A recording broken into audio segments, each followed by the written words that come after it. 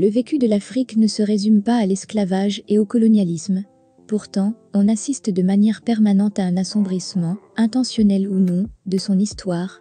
À travers diverses époques et personnages, l'Afrique a clairement de quoi être fière. Nous avons bien des héros. Ces Irawos, d'un passé relativement proche ou lointain qui valorisent notre histoire.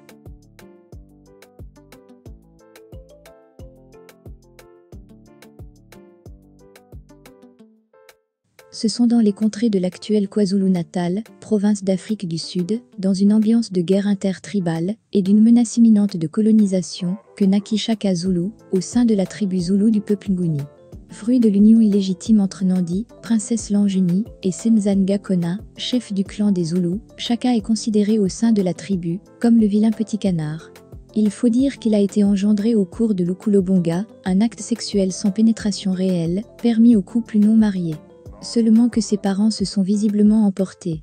Ainsi naquit celui qu'on appelle tous Shaka. La surprenante vérité est que son père le nomma Sidi et non Shaka. Mais à cause de son illégitimité, on l'appela Shaka, notamment en référence à une maladie appelée Utshaka. La famille de sa mère Nandi refusait de croire que cette dernière était enceinte, car elle n'était pas mariée. Elle confondait ainsi la grossesse de la future mère aux symptômes de l'Utshaka.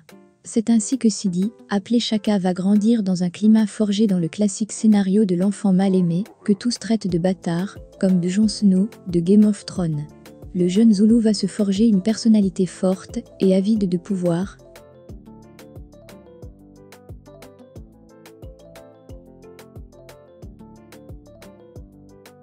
Son esprit guerrier connaîtra sa genèse lorsqu'il partit chez les Batouetois, une autre tribu Nguni.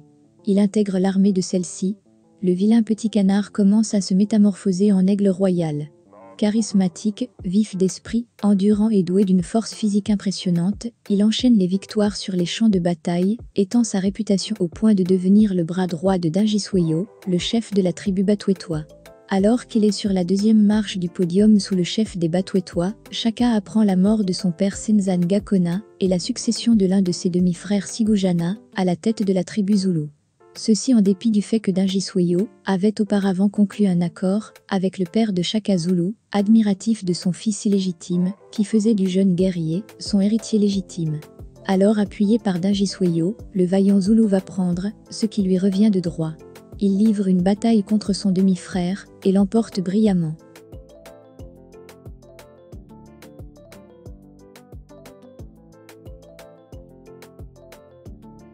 Shaka Zulu était une personne curieuse. Encore plus qu'un enfant. Il voulait toujours tout savoir. Savoir comment les choses fonctionnaient, découvrir de nouveaux endroits, de nouvelles terres, quel que soit le coût. À titre d'exemple, il a ouvert le ventre d'une femme enceinte pour voir comment l'enfant à naître occupait cet espace. Certains historiens sous-entendent que Shaka aurait ordonné qu'on retire les yeux à un homme, juste pour savoir comment ce dernier s'adapterait. Shaka Zulu a également beaucoup voyagé. Il a parcouru tout le pays à pied. Certains lieux connus aujourd'hui dans le KwaZulu-Natal ont été nommés selon les premières interactions de Shaka avec eux. On peut citer la ville balnéaire d'Amanzintoti. Shaka lui a donné ce nom après s'être désaltéré dans la rivière. Il s'est exclamé « Kanti Amanzintoti », qui veut dire que cette eau est douce.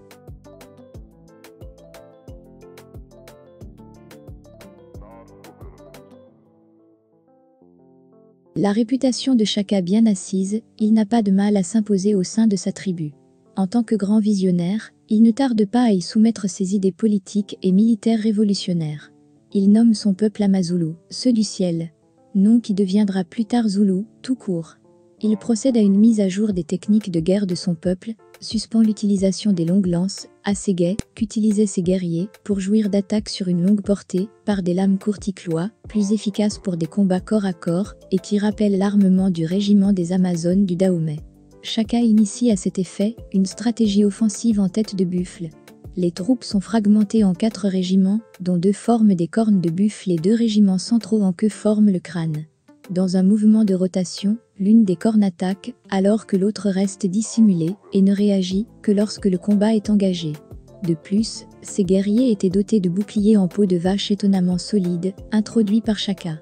Ces boucliers en peau de vache étaient plus résistants que les boucliers de fer et de bois réalisés à cette époque.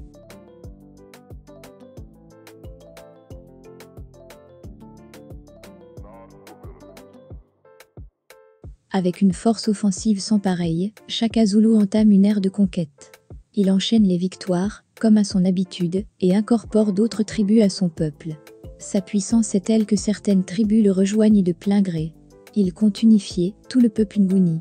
On pourrait se demander si le personnage de Jon Snow n'a pas été inspiré par notre vaillant Shaka. Au-delà de son génie en stratégie militaire et de sa stature intimidante, Shaka fait preuve d'une discipline sociale remarquable pour atteindre ses objectifs. Les jeunes, de 16 à 60 ans, sont intégrés dans l'armée peu importe le sexe. Les plus jeunes, moins de 16 ans, les vieux et les handicapés s'occupent des tâches de production que sont l'élevage, la pêche, l'agriculture. De plus, seuls les guerriers méritants, dans une tranche de 30 à 40 ans, ont le droit de procréer. L'autorité est militaire et absolue. C'est ce cocktail de stratégie militaire, de discipline sociale et de fougue qui fit la force de Shaka en tant que conquérant.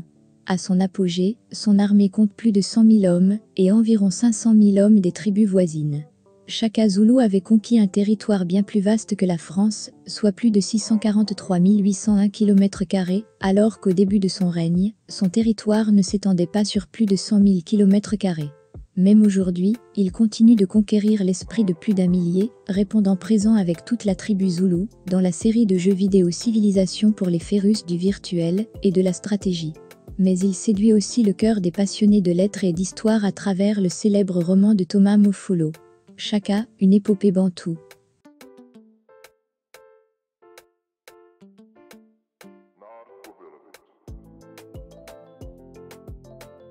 Henri Sélé, né le 30 janvier 1949 et mort le 2 novembre 2007, était un acteur sud-africain, connu pour son interprétation du roi Shaka Zulu, dans la série éponyme de 1986, Shaka Zulu.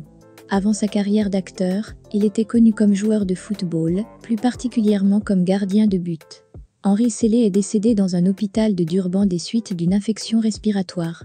C'est la série Shaka, retraçant l'épopée de l'empereur Zoulou, Shaka Zulu, qui lui avait valu la renommée internationale lors de sa diffusion en 1986.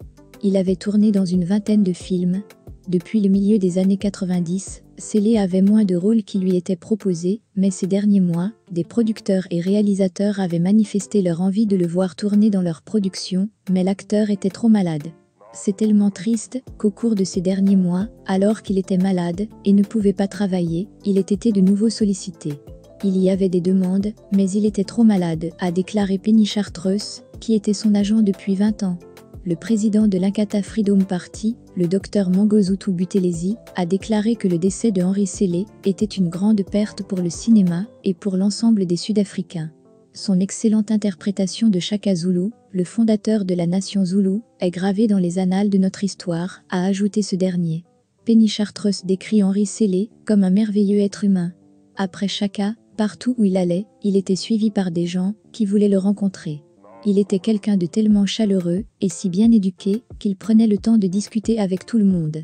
Quelle que soit la personne, Henri la traitait comme si elle était vraiment spéciale.